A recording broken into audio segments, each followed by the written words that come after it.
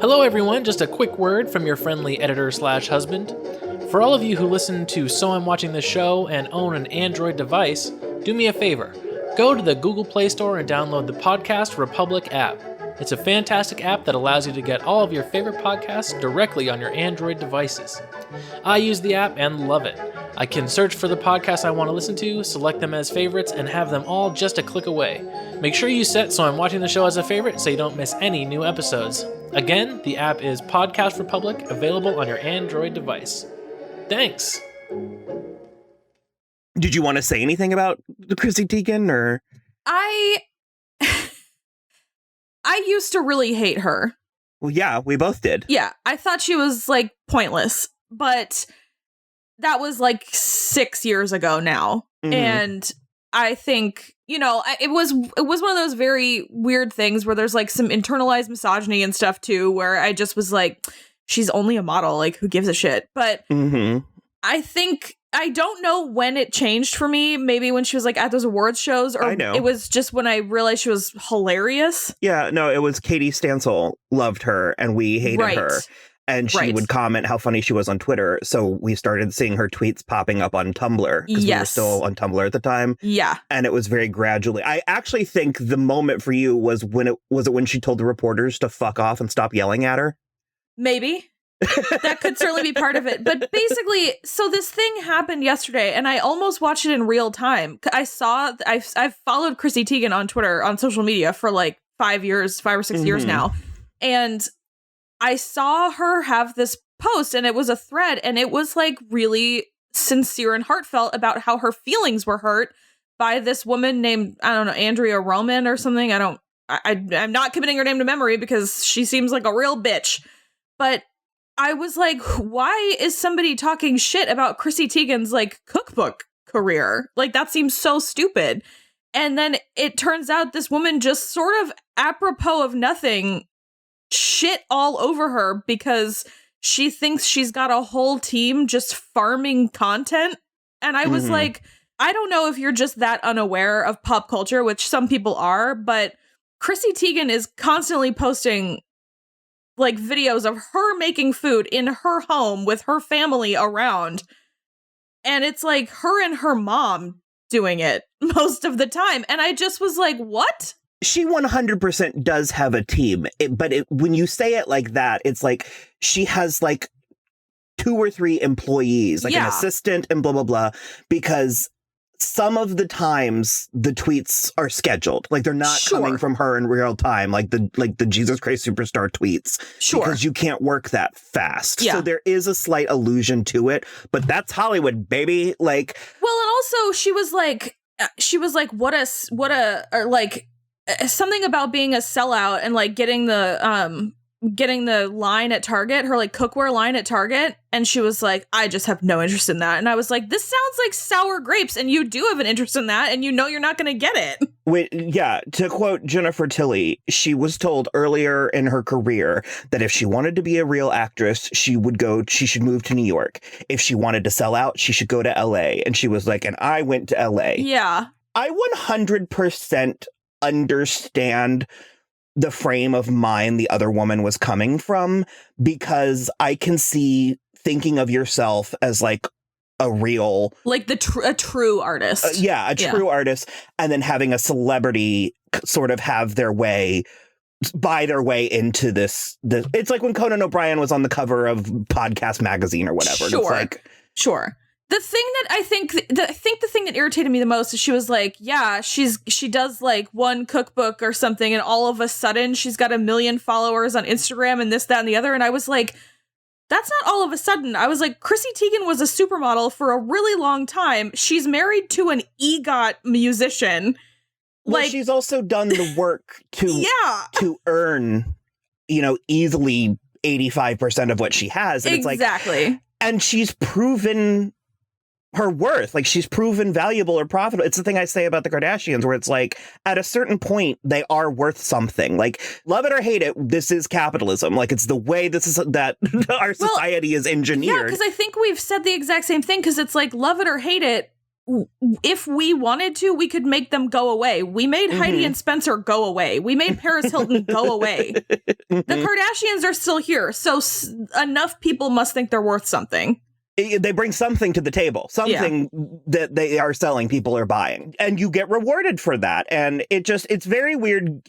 It's more gatekeeping stuff. It also, there's like a whole Karen undertone because it's like, look, just don't. There's a super Karen undertone, especially because like Chrissy Teigen. Just don't go after women of color. 100% the women of color, because that's what Jamila Jamil said. She was like, it's really interesting this white woman is only calling out Chrissy Teigen and Marie Kondo to like Asian women who have like entered this market that, you know, nobody's calling out Rachel Ray, nobody's calling out Martha Stewart, nobody's calling out Ina Garten. They all have, you know, lines of cookware, and Martha Stewart like single-handedly kept Kmart alive for like 10 years. Yeah, and Chrissy was sort of overnight. You know, that's why I say I understand where she's coming from, but it's just that whole like, I mean, frankly, we are nothing. We are small potatoes. Yeah. But I feel like I'm learning lessons every day, and it's like more often than not, silence is free. You can say nothing. And it's like 100%. if you're putting someone else's name in your mouth with any kind of a negative connotation, I think more often than not that backfires. So just don't. Kelly Clarkson doesn't do it. Britney Spears doesn't do it. Like, keep other people's name out your mouth. and that's 100% the thing, where it's like Chrissy Teigen was literally minding her business, and this came and smacked her in the ass. And it was like even worse because she was like, I like this woman. I've made lots of her recipes.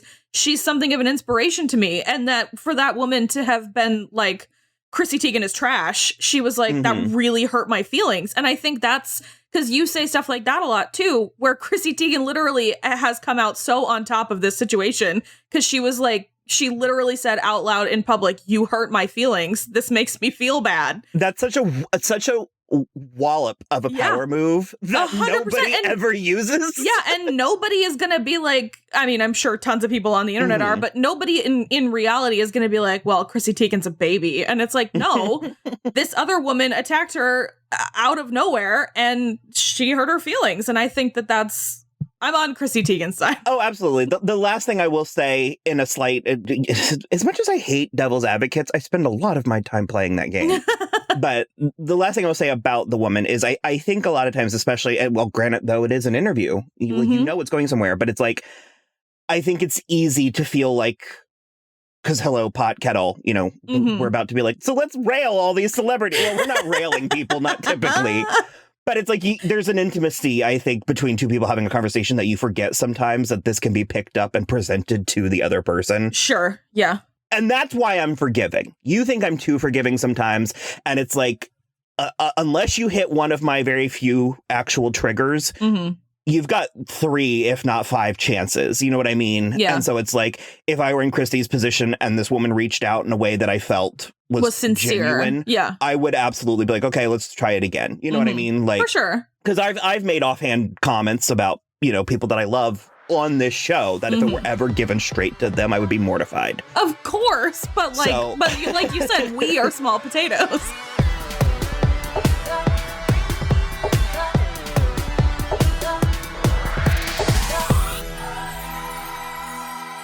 Hello, everybody. I am Will. And I'm Kristen. And this is So I'm Watching This Show.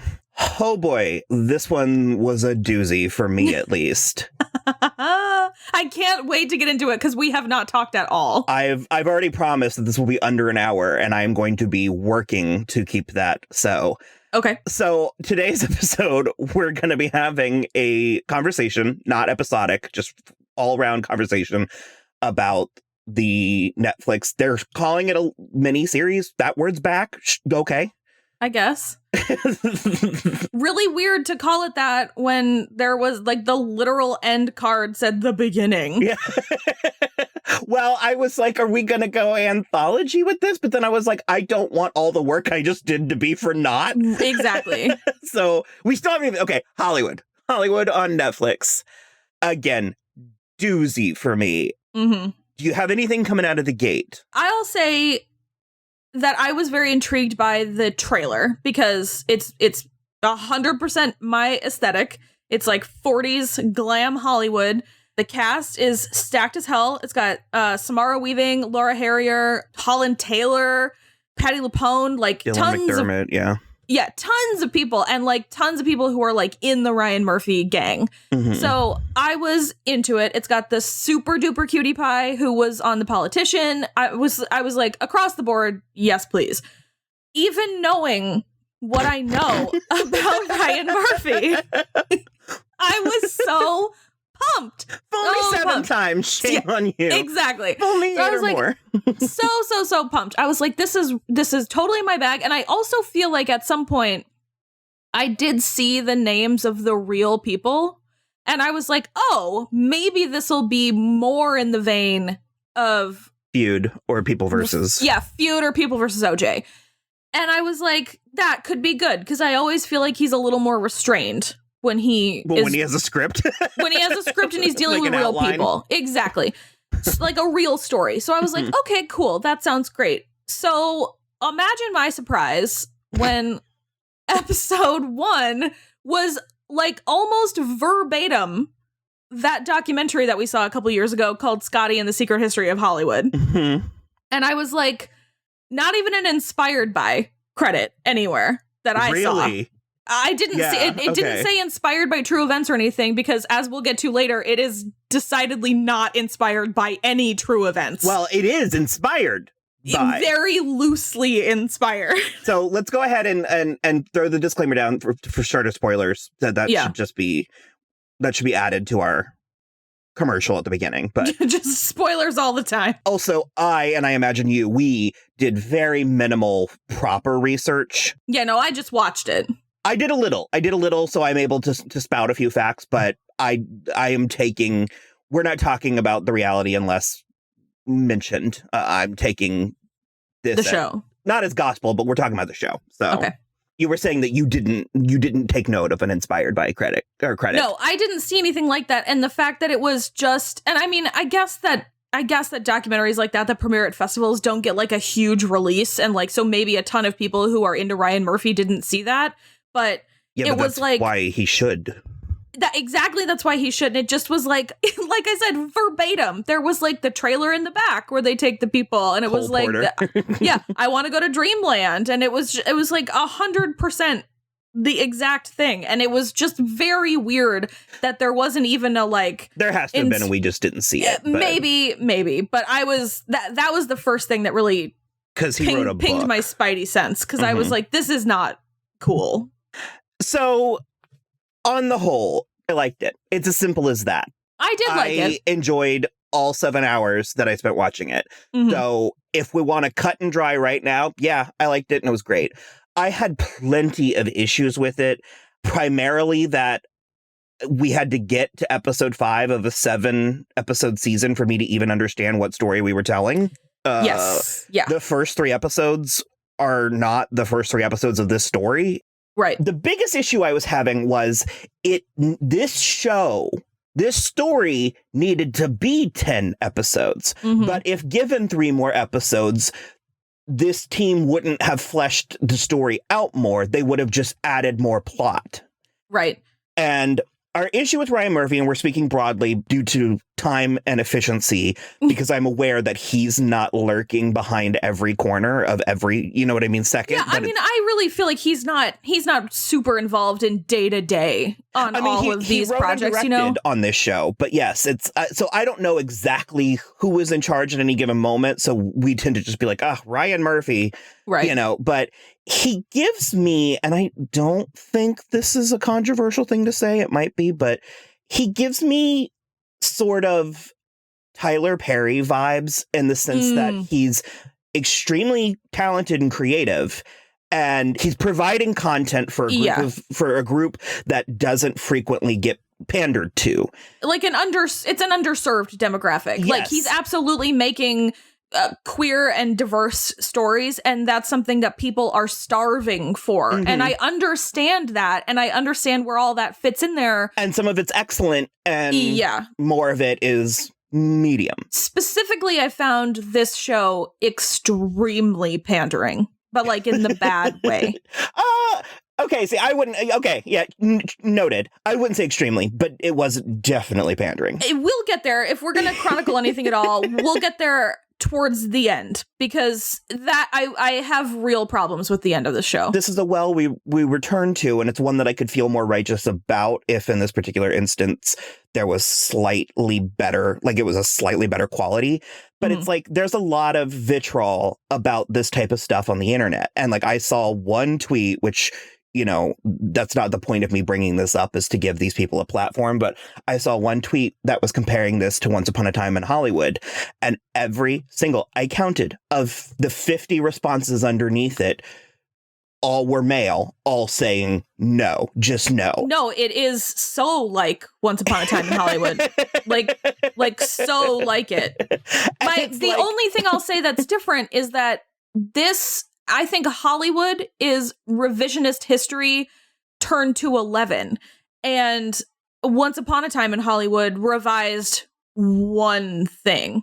But it's like you want to call something indulgent, you want to call something pandering. It's like, yeah, and then you don't want to include Quentin Tarantino in that conversation. But it's like, again, I would die on this hill if this production was just a bit tighter. You know what I mean? Sure. So because it is sloppy, I will retreat into the shadows yet again. Well, I'm absolutely never going to try to fight Once Upon a Time in Hollywood stands on the internet. But I mean, the concept where it's like, it's the thing that we always, this is but a tiny example of the patriarchy in action, because it's like, because it's not for you. It's like, I had to learn how to sit around and watch you guys jerk off on screen, you know, forever. Sure. And I've made it work. I made the 20 minutes of Margot Robbie, you know, serve me. Yeah. And you can't do the same for one miniseries, you know, and I don't think that everybody should have to sit and watch something that's not for them. But it's like when the Oscars are dominated by a certain. Right. No, 100%. Because it's like, I mean, nobody forced us to watch Once Upon a Time in Hollywood. But if we hadn't, we would have been left out of a large part of the Oscar conversation this year. Participate in this, the system. And it's just like, you know, this could absolutely win, you know, like acting or production, because that is another thing that, and I think it's the thing that keeps Ryan Murphy shows on track, and I think it's why I ultimately do come down in favor of him, and I do keep watching these shows, is because the actors aren't they didn't all sign a deal with a witch when they were born. Right. You know what I mean? It's like they're there of their own accord. There's something here, you know, and largely we have always enjoyed the performances.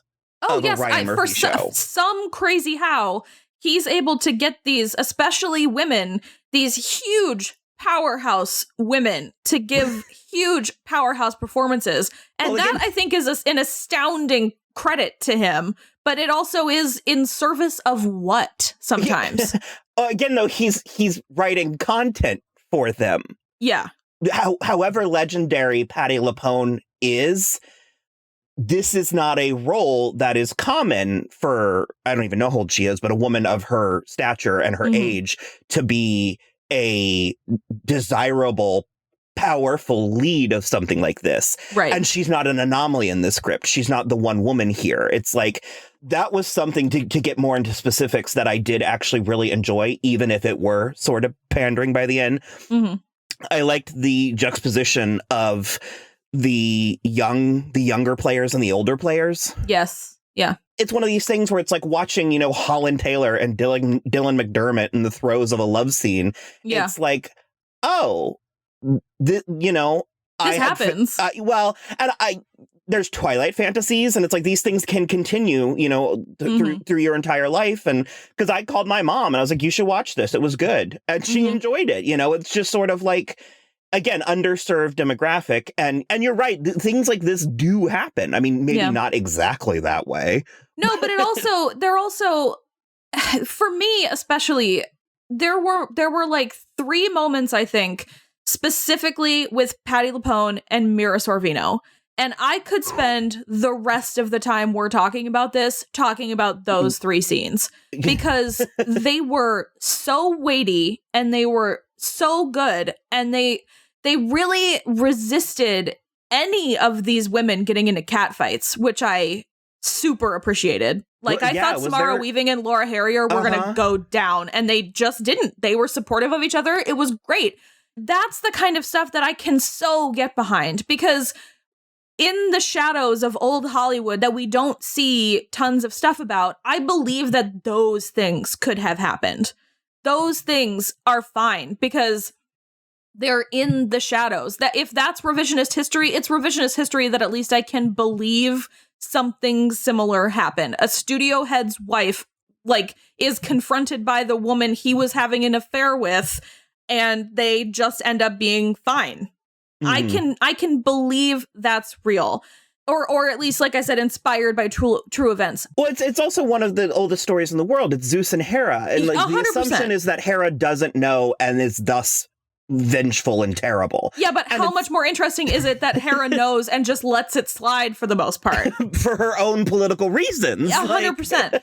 The problem comes to me when there are real life people whose stories we know that exist in this show, and their life is played out so differently than it actually happened. So Rock Hudson specifically, that really frustrated me a lot. I was really put off by it, especially at the end. Like the last 2 or 3 episodes. Well, because here's where we can credit Tarantino, is because he only rewrote one story. 100%. It's what, like, literally, question mark, what if Sharon Tate lived? End credits. And that's it. This posits an entirely different history. Universe.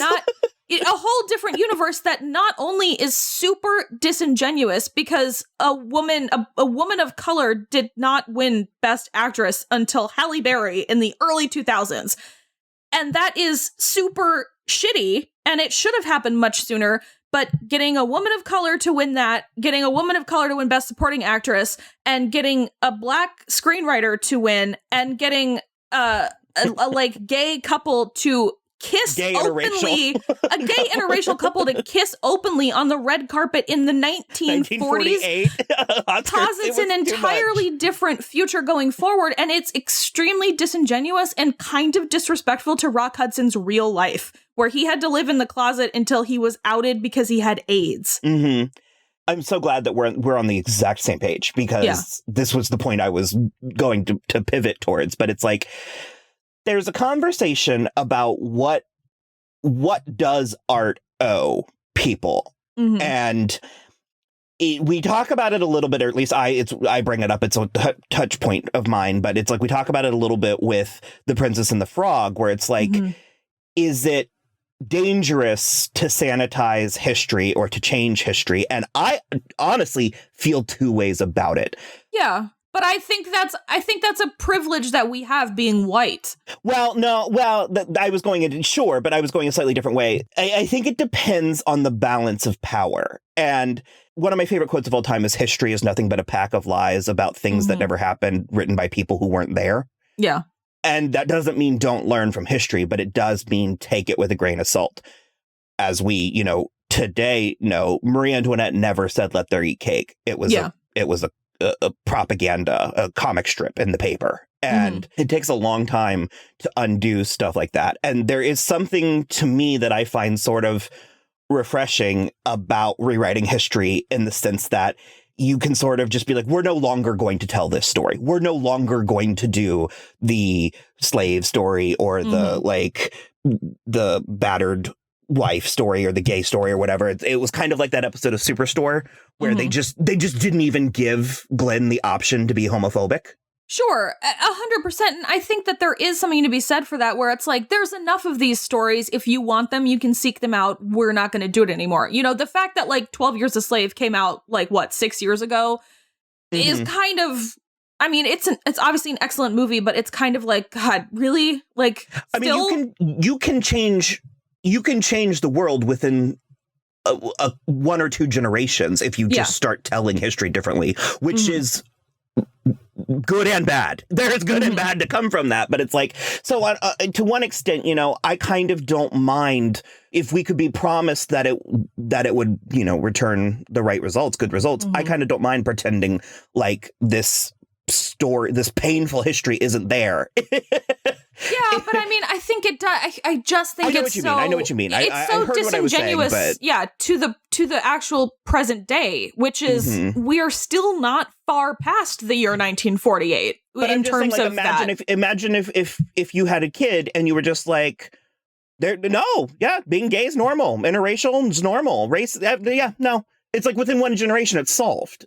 Well, yeah, I mean, but like everybody has to do that. No, I know. And so it's like if you give people the option to be like, well, historically, this group has been treated badly, it then gives that person the option to subscribe to that. Well, sure. I mean, I guess because you said, imagine if you had a kid, and it's like, well, I would never teach a kid, that kind of stuff in the wrong way. But also, if you forget your history, you're doomed to repeat it. So it's like, you have to know what happened. And I think my biggest concern with this is like, I am worried people are going to watch this and be like, oh, cool, Rock Hudson. And I'm just like, but this is not what happened to Rock Hudson. He was forced to marry a woman. And like, in which case I agree with you. I wish it was just like a random just nobody, just like all made up people, because tons of these inspired by him, like a Riverdale-esque version of Rock Hudson. But like tons of these people are not real, but like Rock Hudson, Vivian Leigh, and then Jim Parsons' character, and there was like a George Cukor. Those people are real people, and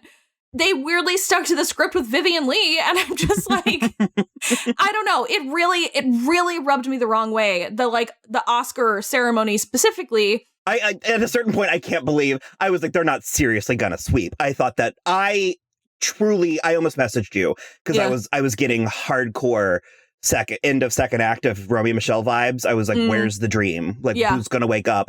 And I would have been over the moon if only Anna May Wong won. Totally. Because that's how incremental change. 100%. Well, it's like I said, I mean, I feel like I don't know enough Oscar history like I should, but I feel like it was Hattie McDaniel, and then I feel like it was Halle Berry. And I think that Whoopi Goldberg in 84. Yeah, I think you're right. But it's supporting, but yes. Yeah, but very, very few. And it's only until recently that there's been any kind of increase in that. And it's because people it's fought for. It's super hard fought for. And it's because people wouldn't be quiet about it. People kept saying this is wrong and this needs to change. And so that's just the part where I was like, I feel like it's almost irresponsible to posit this, pretend history with a future that would presumably follow. Especially if we're not going to see that future. Especially if we're not going to see it again. If you're going to go full revisionist history and keep this story going, then sure, by all means. But it's like, if that had happened in 1948, we would be living in such a different world right now. And furthermore, again, another point to Tarantino's credit, he had the decency to call his movie Once Upon a Time in Hollywood. It's subtle, but it is a going in cue that this is a fairy tale. Yes, it implies fiction. And this is very, I don't know. It really... This is just Hollywood, and it's like, that's show business, baby! And it's like, And I liked it a lot, and I thought it was beautiful, and there were some really excellent performances. I think I'm really glad that Laura Harrier and Samara Weaving both got this opportunity, because... They were so good. So good. I liked them both so much. Yeah. I loved Samara Weaving going toe-to-toe with Patti LuPone every time. That was how much they loved each other, but were just constantly sniping. It was hilarious. I really felt like an evolution in that character type, and that is stuff where it's like, again, Ryan Murphy. At least there is evolution and growth. Do you want to pivot into some of the actual specifics, like performances and stuff? Sure. Yeah. We have got to talk about Jim Parsons. Yeah, because he's one of the real people.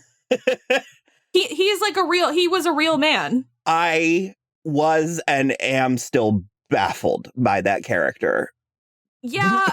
He was too likable to be as terrible as he was. Yeah. And I know that is show business. I mean, I know that's how that works. Right. And there was a real conversation that this show was attempting to have about what makes a person good or bad. And it didn't boff it. It really didn't boff it, but it also didn't nail it either. Land it. it was trusting us to do the heavy lifting on a show that had training wheels. And it's like, we're not, your audience is not a heavy lifting place. You know what I mean? Because we're introduced to David Cornsweet as, what was he, Jack or Jake or Juck or something? Jack, I think. Jack. We're introduced to him and his wife, Maud Apatow. And I was. Oh, is that who she was? Yeah. I was weirdly drawn to her, and I didn't look her up, so. I was thrown immediately. And it, like, sure enough, the show was intending that. And it was really a thankless role, honestly. She just was in the way. Yeah, well, that's like what you said, where it's like the first 3 episodes felt so wasted. Well, and it just was like him.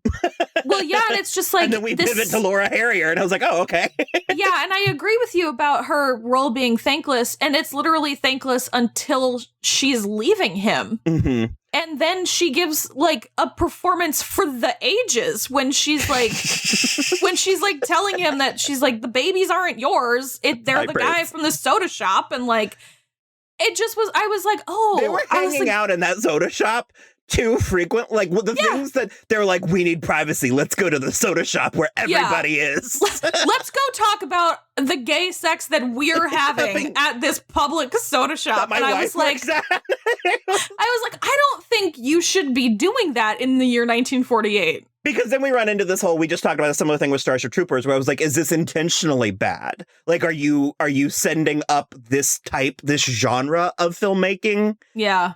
Which it did occasionally, but then it got real as fuck. And I was like, But so we're introduced to Jack, and I really liked this notion that he is extremely likable and just within 10 minutes is cheating on his wife. Yeah. But in a way that we're kind of rooting for. And I really was like, this is fascinating, because we like to pretend that things are black and white, that if someone has done something bad, then they are a bad person. And the reason why we pretend that is because we're trying to change. We're trying to change eons of abusive behavior, and we have to come down hard in order to affect any actual change. But it's the thing that I've said for a few years now, where it's like, there's going to be a generation of men who are going to be made an example of, you know? And it's like, it does, I realize this is a bold thing I'm saying, but it does sort of suck. It kind of is like, you're behaving in the way you were trained to behave. Yes, it's bad, but you're going to pay the price for it. You know what I mean? And it's like... Yeah, well, it's because the people that came before you aren't around to get in trouble for it. And it's like, so someone has to be held accountable so that we know, like, the future people know you can't do this anymore. And unfortunately, it's going to be you, because you did the bad thing. And it's hard for us in the thick of it, where it's like, you and I, a lot of times resist the urge to jump on these, like, bandwagons of boo, someone said something once, and that's reductive, because these are actual crimes, but still, it's like, I really was like, this is fascinating that we're exploring that good people are capable of bad things. And so then enter Jim Parsons, and it blew my tits clean off, because it was so egregious. It was, okay, that's the thing, is I agree with you, only I think I would phrase it the other way. Because you were like, he was too nice to be so terrible, but I think he was too terrible to be so nice. Likable. Yeah, he was too funny. Way too funny. And it's like, a part of that is definitely like the Jim Parsons paradox or whatever, where it's like, he plays such unappealing characters so often, but he's Jim Parsons, so it's funny. I'll pull it for you, but the soundbite where Rock Hudson meets Vivian Leigh. Yeah. Oh my God, like, hilarious. Are you fucking kidding? She's goddamn Scarlett O'Hara, you fucking hayseed. And then they followed up with Rock being like, of course I knew she was Scarlett O'Hara, but he was an idiot, and he didn't know how to go about it. He was trying to be polite, and it just I want to pivot to him. Rock Hudson, okay. I want to pivot because his name is Jake Picking, and he is adorable. Oh my goodness. And his performance as Rock Hudson, you know, we talk about KJ Apa being like a golden retriever, but this man is a golden retriever. He is, or maybe like a golden doodle, because they're kind of inbred. He's just such a dummy. Such a cute, adorable, heart of gold dummy. It was too much. Like, when he couldn't read the script, it was very... It was a lot. But I also, it just like, that's the thing That's the thing that annoyed me the most, where I was like, was Rock Hudson stupid? Because this feels like you're making him stupid. Could this guy's name not have been like Brock Judson or something, where we like get what you're going for, but it's different? We were like teetering dangerously into Lenny territory. Yes, like... so much. And I don't know, but I really did. I thought his performance was very cute and he was giving it his all. And I hope he gets stuff out of this job. Like, I hope he gets something else that's like also good. Yeah, I want to touch, because he has an almost nude scene, and I wanted to touch on it because I read an article. I actually knew very little about this going in, and the only real article I read was about how at the beginning of production they tamed it. It was it was racier. Mm-hmm. And round about the time of deciding whether or not they were going to be full frontal or prosthetics, they kind of toned it down. And so my gut reaction was, damn it, I want to see the peeps, you know? Mm-hmm. Yeah. These guys peeps, I want to see them too. Which there were some with extras and stuff, but it's like, by the time I was 4 episodes in, you know, to the show, I was like, this show is already teetering on the edge of the razor's edge of so many cliffs. Like, and it didn't have the narrative heft to pull off anything more explicit. Mm-hmm. That would have felt icky. Well, it would have felt icky, and it would have felt like showboaty. Yeah, where it's just like one more salacious thing for this show that's like nothing but salacious things, and so it would have pushed it over into more camp. No, but I'm saying it was relatively tame. Like, this for me is a show for, you know, teenagers and 20-somethings. Sure. And it just would have made it too adult, or it would have come off as, so regardless. It would have been like porny, like weirdly porny, where it's like those dumb porns where it's like a pizza delivery guy and it's like, did you need your package or whatever? And it's just like, ugh. Yeah, it would have undercut what any good that the show was doing. Because it's like, you know, Westworld takes itself so seriously and it is so pretentious that it can sort of get away with just... Yeah, like we can see Evan Rachel Wood fully frontal in every episode and it's just like, she's in a dream. I don't know what you want from me. Yeah, so... Yeah, I wanted to touch on that having seen it, I do agree with what they ended up doing. I do just love, and granted, keep in mind that this was Hollywood in the 40s, which it was not this progressive, but if ever there were going to be a place, because the director, Cukor or whatever, George Cukor, that is real. He had the Sunday parties, and there was something really awesome. And you know where we learned that? Scotty and the Secret History of Hollywood. There was something awesome about seeing these parties because there were women there. There was fabulous women there, but it was hot young dudes that were brought in to dance around the pool naked or like play around the pool naked and stuff. Because it wasn't even like dancing. It wasn't even fucking Jim Parsons did that. That was hilarious. The Salome? Hilarious. Because he said something about my 7 veils or whatever, and I was like, you're shitting me. But and there was just something about these like fabulous women who may or may not be gay, and then these gay men and stuff just holding court. Like, it was fucking Paget Brewster has become a real, not underdog, like unlikely. I love her, basically. Well, she's gotten so good at that voice. And I said, George, darling. And she just is so good at like getting real throaty and like with that mid-Atlantic. She was Tallulah Bankhead. And apparently the Tallulah Bankhead Hattie McDaniel thing is a rumor. It was a thing. Hey, that whatever. Was whispered about. And there's just, you're right, when it's Paget Brewster and Queen Latifah, part of me is like, we might as well. Why not? Yeah, who cares? And just do it. Also, I just have to. You put real orchids in Queen Latifah's hair. Queen Latifah's hair. Do it. I mean, unless the point is that they're fake, then you have to draw attention to it. You know what I mean? But it was screaming at me the entire time. But this might be jarring, but it's one of the few notes I wrote down and I wanted to say it. But the show did, especially in the middle when I was like, where are we going? Because also they're honoring that woman, Peg, who that story was real. The throwing yourself off the H of the Hollywood sign. Mm-hmm. You're going to honor this woman by completely bastardizing her story several ways over. It was strange. Yeah, and it's sort of like, okay, like for like 2 seconds, I was like, oh, is that the commentary of the show? That like they're doing it within the show and the show is also doing it in reality? And I was like, I just cannot ascribe that level of thought to Ryan Murphy. Well, no, I can. But then he had 2 more thoughts. You know what I mean? Well, it's sure. Like, then he followed the thought train a little too far. Which also, Jim Parsons' idea for how to end the movie was right. It was perfect. Yeah. I was like, no, that's it. There, stop. Well, and they were like, that's the worst idea I've ever heard. And I was like, where did you come from? I really liked that scene specifically because they were talking about it and they were like, well, the ending doesn't work anymore because originally it was a parable. But when you're changing it, so this, you can't make a movie about a black girl who comes to Hollywood to follow her dreams and she's shut out of the process, so she kills herself. Mm-hmm. That's way too bleak. Like, that's too bleak for 2020 right now. That's too bleak for us. And so it's like, that's way too bleak for back then. So you have to turn it on its head into like a different kind of, so it's like you still keep fighting kind of a thing. And so I really enjoyed that. But also it was just, I was with you. Did you say the editor?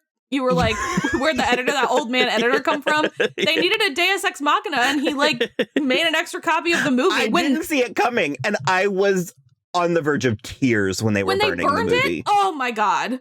I was like, you can't undo that. I know. It was horrible. I was like, this isn't on a computer somewhere. All of these twists and turns, I kept chuckling to myself because it was reminding me of something. And then I remembered what it was. Mm-hmm. And it's the scene in Spice World where George Wendt is pitching movie ideas. And he comes to one where it's, I forget why she needs to do it for her family, but it's like Sporty Spice needs money for her family or something. And she's convinced she can win the Winter Olympics if only she can overcome her fear of heights, speed, and snow and could just get her hand on a pair of skis.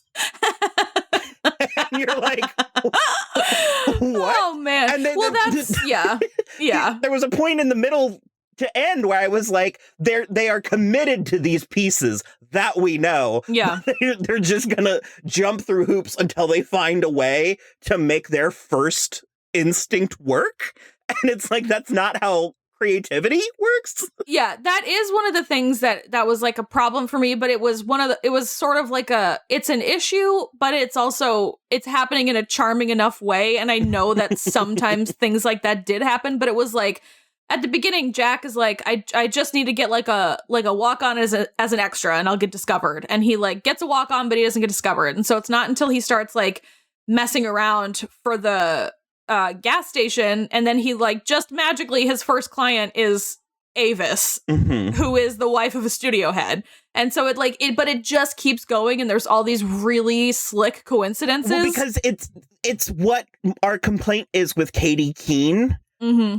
But this show was more entertaining, so I was forgiving it here. Yeah, and it was navigating it a little bit smarter than Katie Keene, too, because it feels a little more ham-fisted on Katie Keene, where it's like, oh, no, what am I going to do? I have to, like, blah, blah, blah, whatever. And they're like, well, here's this world-famous designer, and he's just going to be here. And I was like, I roll, what are the chances? Where in this show, it was like, what are the chances? What are the chances? Exactly. And I feel like it might have been the 1940s setting, because, you know, people were just, like, randomly discovered at, like, you know, shopping malls or whatever. Chrissy Teigen was. Earned it. But that's the thing that I just was like, oh, lucky you met them, and oh, lucky you, then you introduced them into this guy, and it's like, there's like a lot of just lucky breaks happening to get this all going. And then it's like, we're gonna never make this movie. Well, Rob Reiner's got a heart attack, so now we are gonna make this movie. And it just was like back and forth and back and forth. Well, speaking of lucky breaks, did you want to take a minute to talk about Mira Sorvino? Yeah. She's a good actress. She's an excellent actress. I don't actually know, and I have not seen enough of her catalog. I have basically seen Mighty Aphrodite, Romeo and Michelle, that Lifetime movie where she plays Mrs. Claus, and this. And they're all different. Yeah, oh, for sure. For sure. I don't know if that I would say she's excellent, but she is absolutely good. And I love that Ryan Murphy is doing this. The backstory is that she was one of the hardest hit victims of Harvey Weinstein, that he just had her blacklisted from Hollywood. Well, it also is, it's sort of like a widely known rumor that nobody can put any truth to, that like he bought her Oscar for Mighty Aphrodite. And like that, you know, people think she didn't deserve it. And I've actually never seen that one. It's bold. It is a bold performance. She does a voice. No, I've heard the voice for sure. It's also Woody Allen, so it just got so much stink all over it. Yeah, but it's like, again, that's unfair to her as someone who should just be able to have had a career in a way that it was just taken from her. And I remember how sincerely, when all this came to light, her response was, she was like, I always knew, but I couldn't prove it, that this is what had happened. And to just be given, because this wasn't pandering, you know what I mean? It wasn't like, it didn't overshadow the story or the performance or anything like that, but it was just sort of great to have Ryan Murphy come in and give her a solid role in like a solid show, what have you. And because again, we talk about this with Francis Conroy, where he's writing material for women and women of a certain age. And then plenty, I mean, this is a man who pitched a show on Jessica Lange being sexually viable. Yeah.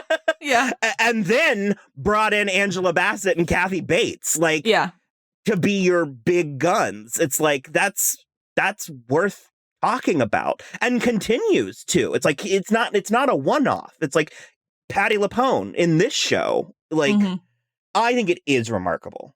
I definitely agree. I think it's remarkable too. And what I think is so interesting, especially, is Mira Sorvino's attitude about it, where like I tweeted about her while I was watching this, and she quote tweeted me and said it was the most fun I've had working on something in years.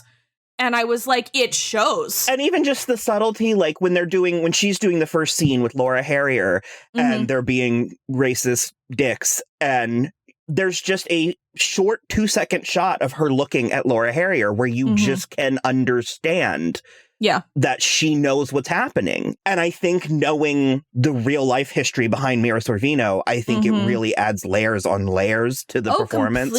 Completely. And because there's a moment too where she, you know, because the fucking stupid director tells Laura Harrier to do it funnier, which was code for be blacker, be a black maid. Yeah, the word now these days is sassy. Yeah, be sassy. And so she was like, just make it funnier. So she goes out there and she does like a full Hattie McDaniel as Mammy performance of this one line.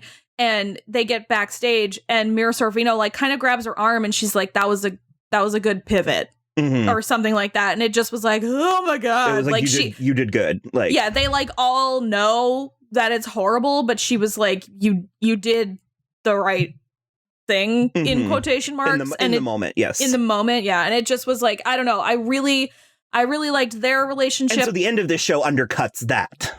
Oh, 100%. 100%. That's your issue. Yeah. Yeah, that's my biggest issue, because it's like, it's not like I wanted Ryan Murphy to make a like 100% accurate to history, exactly the way it happened kind of thing, which is where the Anna May Wong win in the Oscars could have been enough. You know what I mean? Like that could have been fine, and then I wouldn't have been as frustrated. But like it was everything on top of everything on top of everything. Where like you know, the writer, what was his name? I keep forgetting his name. Archie. He was like, I'm going to thank my boyfriend, Rock Hudson. And I was like, so now you're also destroying Rock Hudson's real life career, because he would have never worked again. But in this world, then now Jim Parsons is writing a movie about two gay lovers in 1948. And it's just like, no. Which I did appreciate that scene where Jim Parsons apologized to him. Sure. Yeah. That's the thing. I feel very good and bad about it, because it's a lovely sentiment and it was acted very beautifully. Well, I want to believe in a world where that is possible. You know, it's like I want to believe in a world where people, because I do believe people can change and learn from mistakes. And, you know, especially with being gay, we talk about it a lot, but it's like the amount of shame and denial heaped upon a person who is gay in a time when it is not acceptable can lead them to terrible places that in the moment, of course, are their fault because they're the ones acting on these impulses. But it's like, I feel for people, blaming people for failing when they were given nothing but tools no to means fail. to succeed. Completely. Yeah.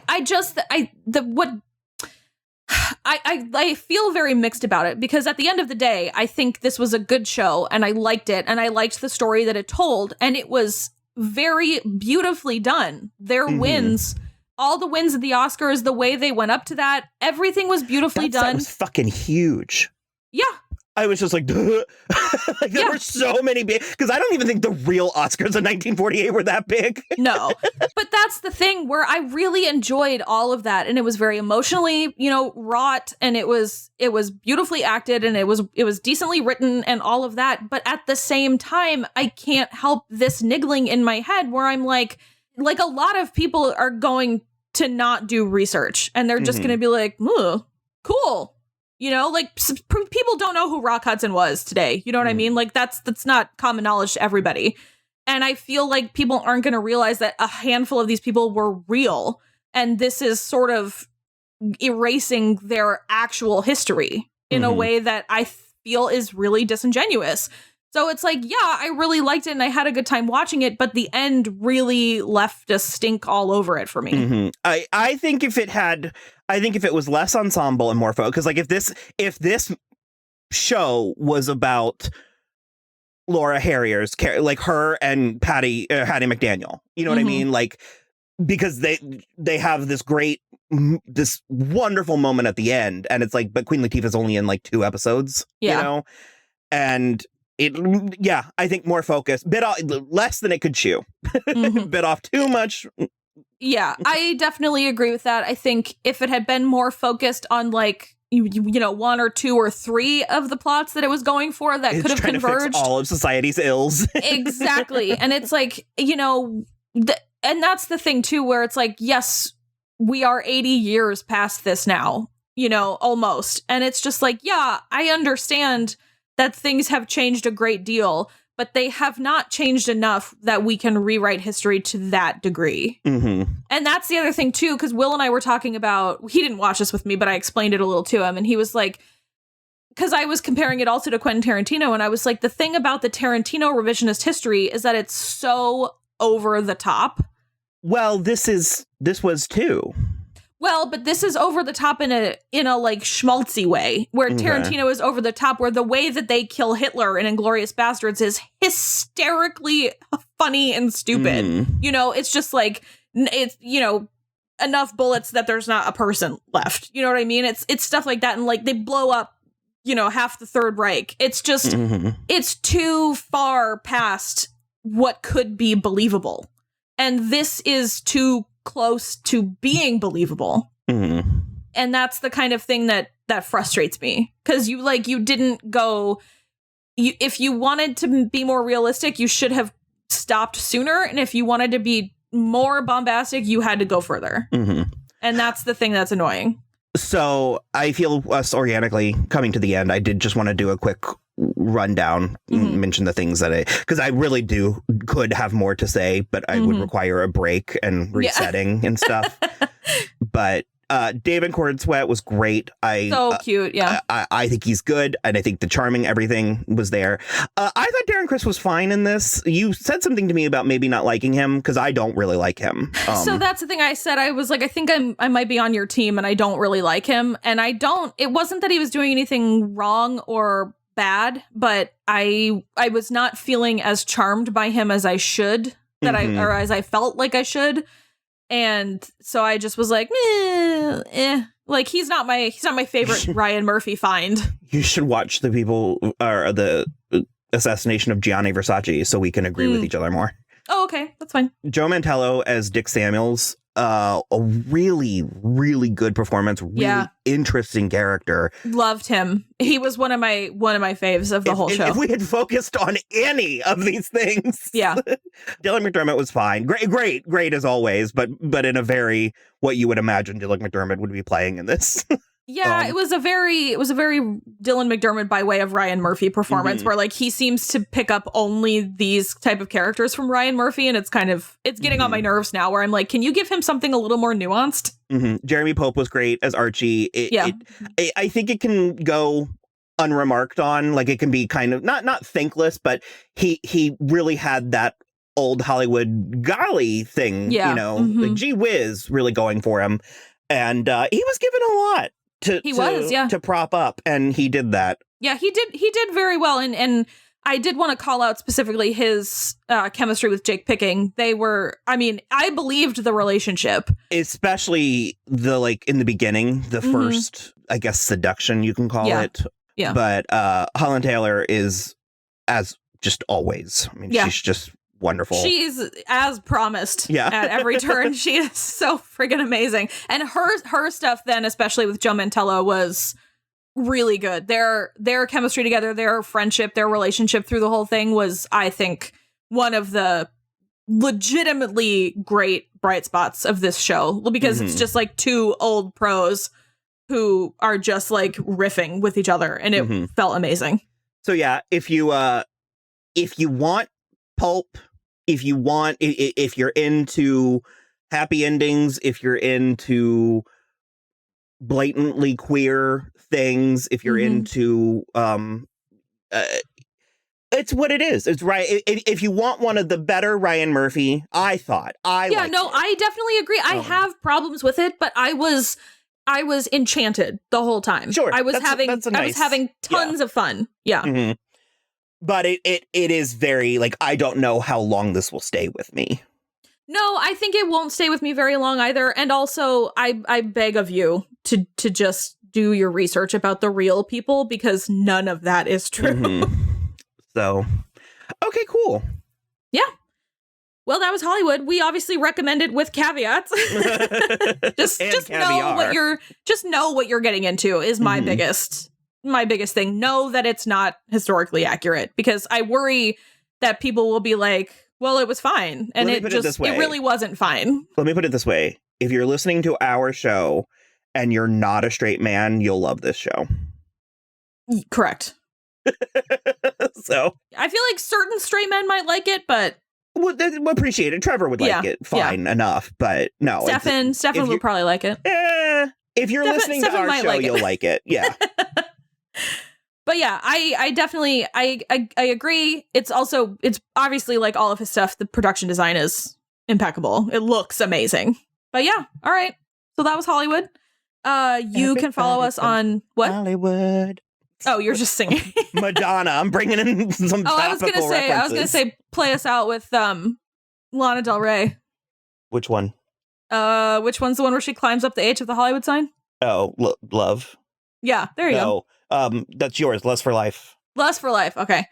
Yeah, so you can follow us on Twitter @SoI'mWatching, Instagram @SoI'mWatchingThis show. You can also follow along with everything on our website, soimwatching.com. And other than that, just rate, review, and subscribe on iTunes or wherever you listen. And that's it for us. Cool. Bye.